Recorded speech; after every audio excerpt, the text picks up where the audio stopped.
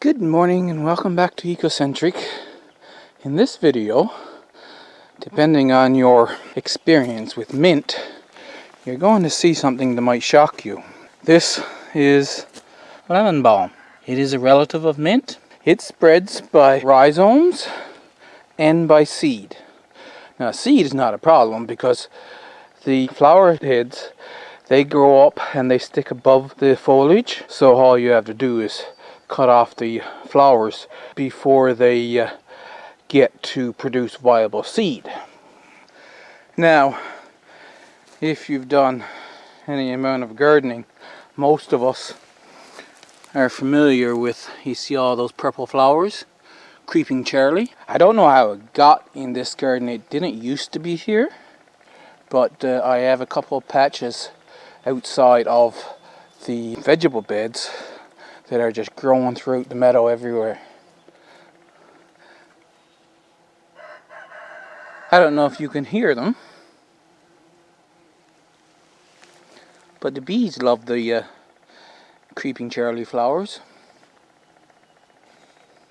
Sorry about the poor lighting early on, but we've got a day of sun in the forecast here now.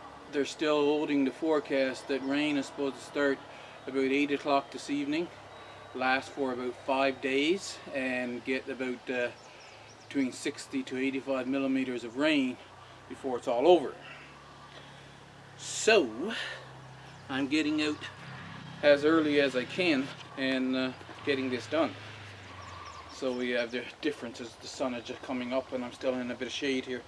Got to put my gloves on. I do have some stinging nettles here on both ends, so I'll get those out first. Oh, going to have to reattach my plank.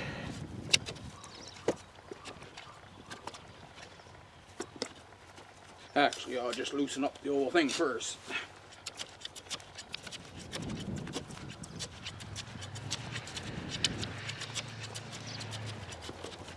Knew that was going to happen. 11 degrees is a little cool when you're not doing anything, but as soon as you start to move, off comes the jacket.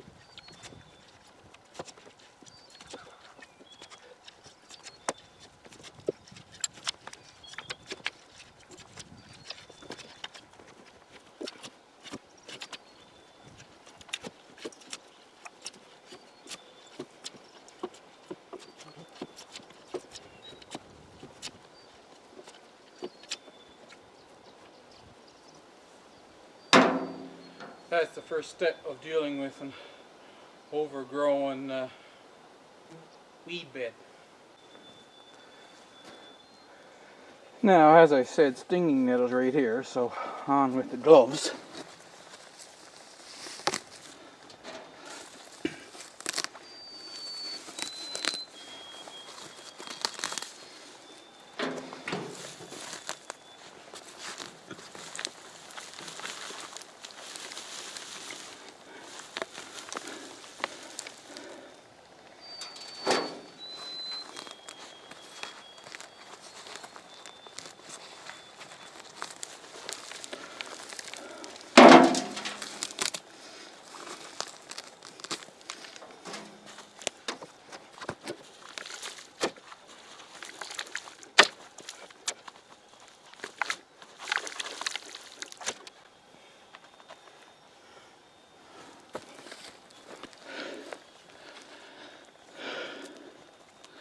Now you see the big white root on this. This is the rhizome.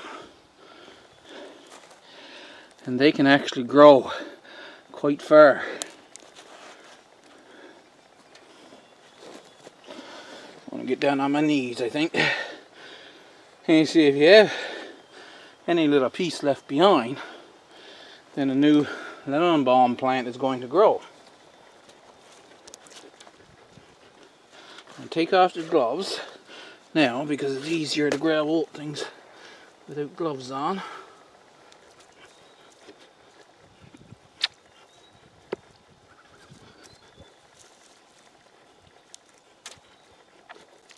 See, this is why you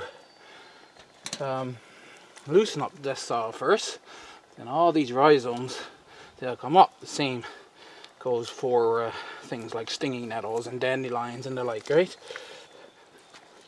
I think I'm going to have to get my board to put across the bed so that I'm not kneeling in the soil eventually.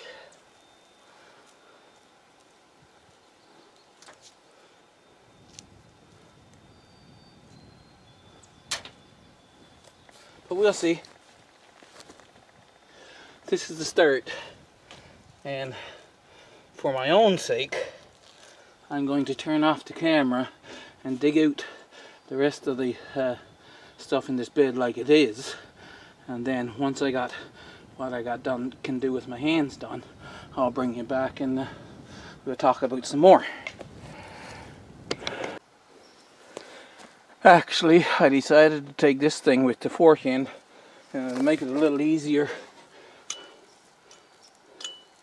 to hook those roots out and then toss them back.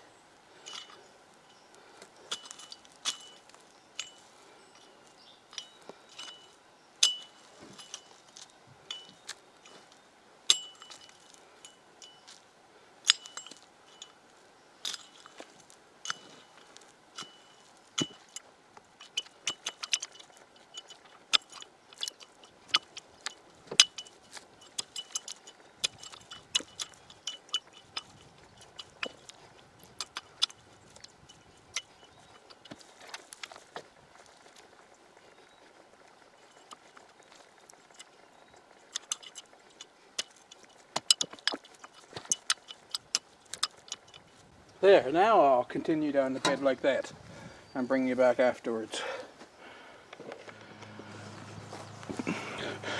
Dug through it with my little fork, got out all I can that way. I'm going to sift through this now to get out as many roots as possible, because I know I never got all the roots. I wouldn't bother, see, here's one that was buried.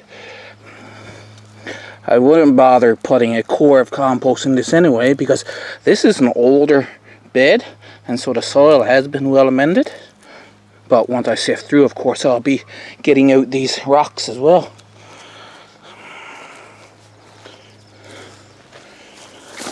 But the first try through, see, I filled this wheelbarrow almost full. Now the last time I done it, I actually had this wheelbarrow rounded up. There are some other weeds in it, but for the most part, this is rhizome roots. Lemon balm rhizomes, I mean. I'm going to bring this in and give it to the ends, and in a week they'll have all of this destroyed. I could take it out and put it in the compost and not worry about those rhizomes taking root anywhere. Plus, for a while, that'll make the hen house smell quite nice. I sifted the first little bit out in the wheelbarrow.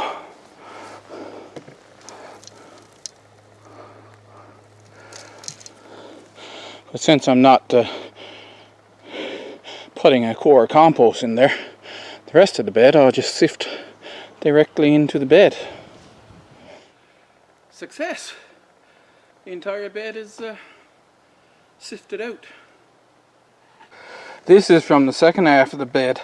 I got most of the roots out actually in the first pass, but as you can see, there is still quite a bit of root bits left in there, and that's what I was after for sifting it out. And Along with it, of course, I got all of those stones. So you can see just how stony my soil is. Now, I'm not complaining about that. I garden just fine in that. Just that for the people who say, my soil's too this and my soil's too that, excuses why they have to either spend a lot of money or they can't garden.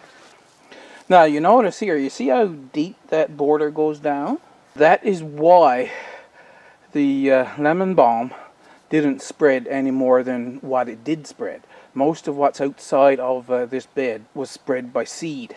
And that is why you don't plant lemon balm just in among your other crops if you don't want it crowded out. You just make a bordered bed, some kind of rhizome border, the size of what you want your lemon balm patch to be.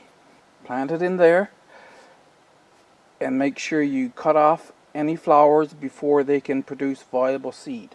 So I started this at 8:10. It's 3:40 now. 7.5 hours. But then I had to go in and get my lunch, so I had to cook it. So it was 1.5 hours there. 6 hours. Being me, I had to take some breaks. So 4 hours this could have been done for a healthy person, just getting up and going at it. This is it. I have to take the other wheelbarrow load and put in here, level this off, and then I'm going to sift some compost and put on top. But that's not part of why I actually did this. Putting the compost on top of your beds is something you'll do every year anyway. I've done 3 beds this year. If I done 3 beds per year, it would take me 12 years to go through them. But I probably won't be doing 3 beds per year. I just done these 3 because the perennial roots were really getting on my nerves, and I had to do something about it. So I hope you found that interesting, and yeah, hit the like button, and I'll see you in the next video.